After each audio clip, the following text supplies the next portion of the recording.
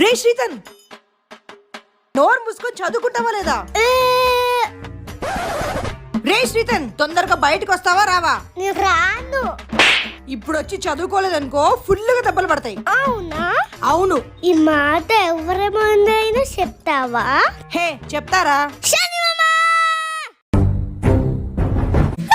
ఏంటే?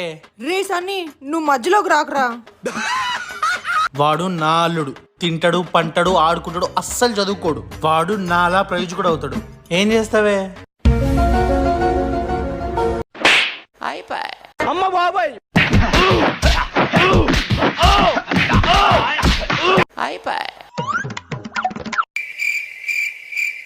రే ఇప్పటి నుంచి నేను చెప్పినట్టు వినాలి.